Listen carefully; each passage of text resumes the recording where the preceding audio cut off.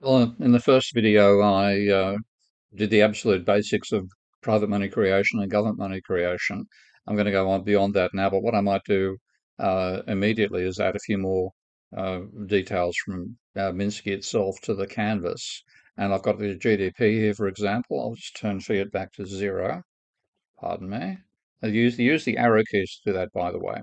So while the simulation is running, you can press the up and down arrow keys or the left and right arrow keys and increase and decrease a parameter and see what the impact is. So just to demonstrate that, flatlining GDP because there's a fixed amount of money turning over, there's no movement between accounts.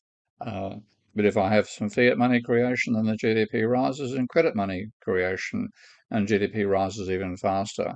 Uh, so you have two money creation systems in capitalism. The thing I want to show in this video is what are why do we have things like bonds? Why do we have government bonds? How do they change the situation? Because then you have government debt.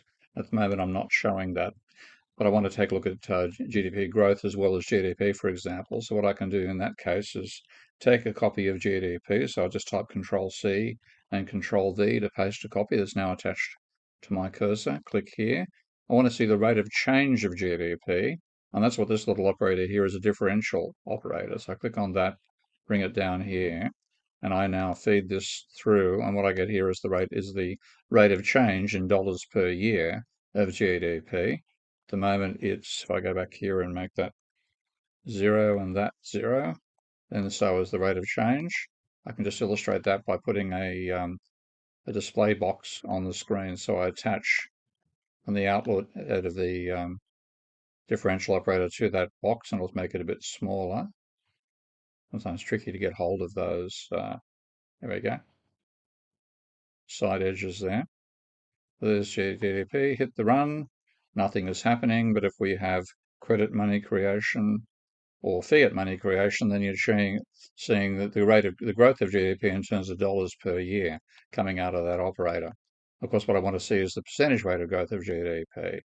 So what I can do here is then divide that rate of change by the current value of GDP, and that then gives me the rate of change expressed as a fraction per year. So I'll just actually delete this wire. As soon as the highlight is on the wire, I can just press the delete key and get rid of that particular connection. And now I'll attach, whoops, you've got to click inside the circle properly, and I'm not quite doing that there. That's better. Okay. That's the 4% rate of growth per year. And I can now reduce the rate of growth of fiat. It's now 2%, and then it's 0, and now it's negative, etc., etc. Let's go back to 0 again as a starting point. So now what I want to do is put it in percentage terms. So on what we call the fundamental constants tab, click there, and one of your options down the end is the percentage operator. If I click on percentage operator, again, delete that line, attach that through the percentage operator, and all it does is multiply by 100. So what you see rather than 0.04 is now 4. I'm trying to move that. Okay. Sometimes you've got to work a bit to get the connection right. That's currently showing as 0. If I have credit money creation, it's 2%, fiat money 4. Let's say we have a 6% rate of growth overall, which is pretty much the reasonable nominal rate of growth. So I'll just change the size of the steps there. This may illustrate another bug. You saw us pressing 1 and getting 2 changes. Um, this is, bug tracking is one of the banes of people working in software development, particularly if you're doing it open source. You keep on showing your bugs to the rest of the world. Okay, so here's the rate of growth of GDP. So if I start, say, with a 15% rate of growth of a 1.5% rate of growth of credit and 2% rate of growth of fiat money, then I get out of that a 7% rate of nominal growth in GDP, which is roughly speaking where we have been for the last few years. Let's just bring it down a bit and make that okay, a 4% rate of nominal growth. So say 4% in real terms, 2% in terms of inflation. Okay, so that's now I can actually graph GDP as well. So let's just grab a copy of this graph. So Control C and Control V, and I can paste it over here. And now I'm going to define this as a variable, so I'm just going to delete that wire. That's the right-click menu on a wire. By the way, as well, once the dot turns up on a wire, then you can just click and drag it to change the shape of a wire. And if you click within the range of those three dots, then all you do is change the location of the three dots. But click outside on the wire, and you add another curve point. And you can keep on going as long as you like. And if it gets really crazy, you can just choose straighten. And what I'm going to do here instead is delete. So now I want to call this the growth rate in percentage terms. I'm going to type G subscript R for rate, superscript percent.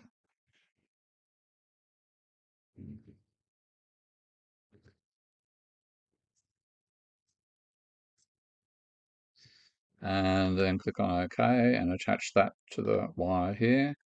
And then I can see what the value of that is to begin with now. But I can also take a copy of the growth rate, paste it over here, and graph it here, and then change the name of this chart from GDP in dollars per year to GDP growth rate. So when I say GDP growth rate, it's percent per year. Okay. And now if I run the simulation again, we get a 0% rate of growth. Actually, I've got positive there, haven't I? Let's go back to zero again for both of them. So a zero rate of growth, if there's credit growth or if there's a government spending more than it takes back in taxation, normally called a deficit, I'm calling it a fiat, then you get growth in GDP as well.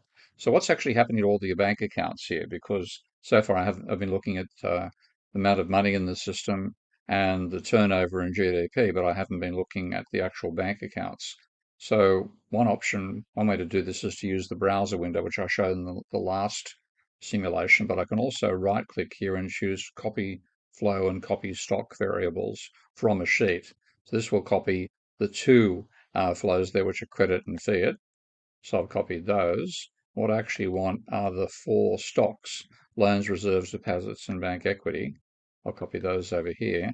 And I also want to include the treasury. So if I right click here and choose copy the stock variables, then I get the two that are specific to that sheet as well. Well, let's take a look at loans and reserves and deposits and bank equity over here. So I can now get hold of a chart here, copy it, and then just attach each of these elements to the input on the left-hand side. Sometimes we have a bit of an issue selecting in the circle there, as you would have noticed from that last little snafu. Okay, so now we have those four accounts. So I'm just going to rename this as accounts. So under options,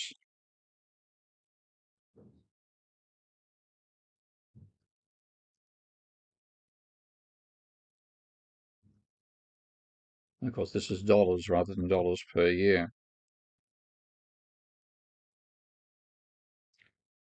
Okay, and I haven't got the treasury shown there as yet either. So what I'm going to do is attach the treasury to the other side, and treasury equity I'll compare with public sector, private equity as well. So I'm going to flip this. I'll actually bring this up here and show the menu item here. One option here is to flip. So you can turn something around 180 degrees. So treasury now points in the opposite direction. So I can mark that over there, drag this back down. And now I want to have equity positions as well to make the point that one person's positive equity is some other group's negative equity. And that's what's actually driving the dynamics of money creation from the point of view of the government. So there's treasury equity. I need the others. I need CB equity and private and banks, etc., etc. So the fastest way to get hold of those is to use the browser. So now I want bank equity, and I've got treasury equity already, and I want private equity. Notice, by the way, they're now facing in the opposite direction because I changed the uh, when you flip, everything gets pointed in the opposite direction until you flip in the other way around. So I'll just flip those back again. I have treasury equity, bank equity, and private equity. And I can add these two together to call this non-government. So I'm going to type this, notice the plus key is the wrong way around. So yet again, flip. Okay. So now what I want to do is attach this to the plus and private equity and call this non-gov.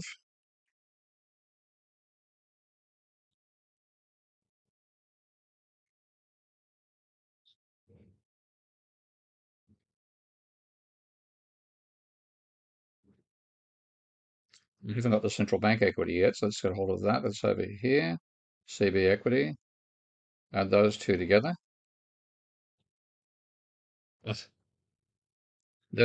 typed a plus key and I should have got a plus key, but actually, let's see. Yes, okay.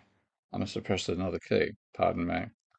Okay, so there's central bank equity plus treasury equity.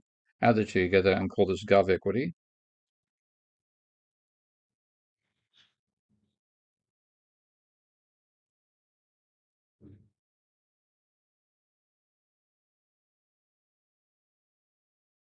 And I can also do the same sort of thing from the point of view of the banking sector. So here's government versus non-government. Notice one is minus 50, the other is 50. That is a given. They will always be opposite signs. What I want to do as well is have bank versus non-bank. I'll take a copy of bank from there. That's bank equity. Now, non-bank equity is going to be the sum of private equity and treasury and CB. So I can actually cheat a bit. I'll take a copy of all of those, Control C, Control V, paste them over here somewhere, delete the one I don't want, and then add these three together and call this non-bank equity. So a plus key, and I'll just type non-bank over here.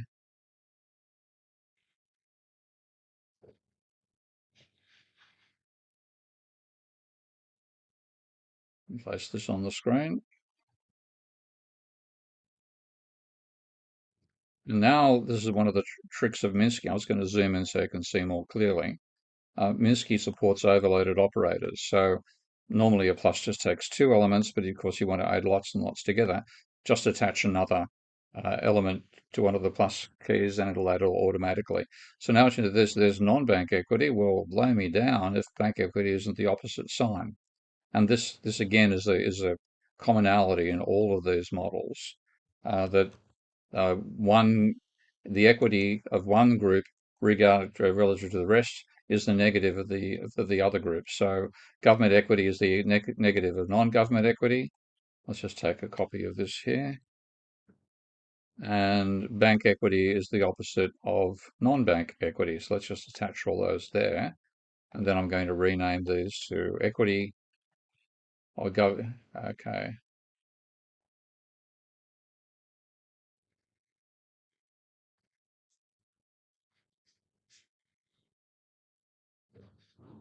And this is going to be the same, but only it's bank versus non-bank.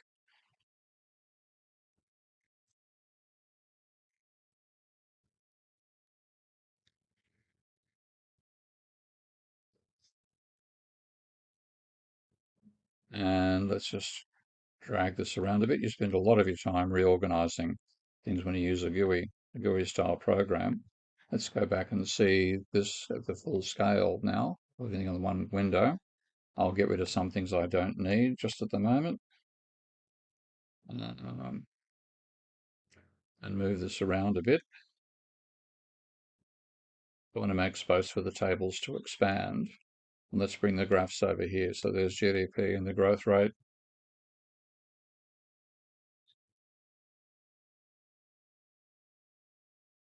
I'll put those side by side. And here is government versus non-government equity.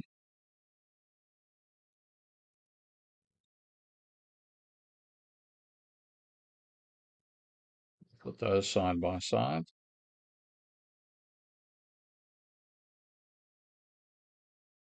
And then we have the growth rate of GDP being worked out here. I'll just place that, place it there, one of a better location, and then showing bank accounts. Okay, so now we can do a bit of simulation here. And it's worthwhile here to take out the parameters and put them somewhere easy to reach. So I'm going to hold the shift key down which gives me the hand grab here, and then click with the right mouse button and drag, and I can drag the whole thing down. What I want to do is take a copy of these parameters over here. So again, I'm going to copy that whole lot, which includes a couple of things I don't want copies of. Just delete the ones I don't want. Don't want money, don't want the multiply sign, don't want GDP. And now I can now place these over here as control parameters. So I can vary them up at this level, and it'll vary them in the equations as well. So there's our starting point. And let's hit simulate. And what have I got going? I've got negative credit there. So it's going to go back to positive credit. Hang on.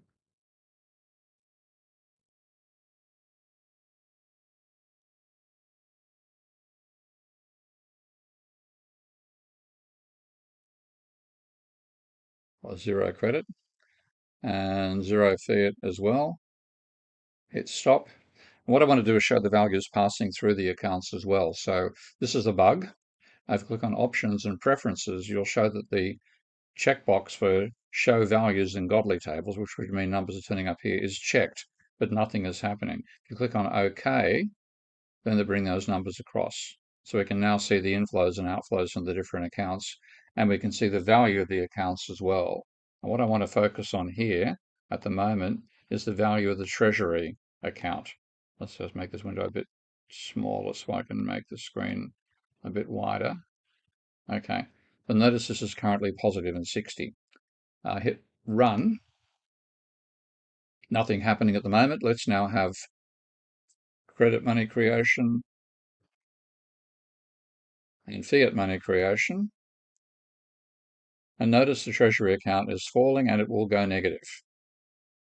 Stop it at the moment. So we've got money creation going on. The government's creating money, and so is the private banking sector. But the government is going to rather not negative equity, but a negative amount in its treasury account. It's already got massively negative equity overall because the positive equity of the government sector is the negative equity of the non-government sector and vice versa. Of course, you want the vice, so you want the government to be in negative equity and the non-government sector to be in positive equity. But at the moment, that involves Treasury, the bank account that the Treasury has at the central bank going negative or going into overdraft.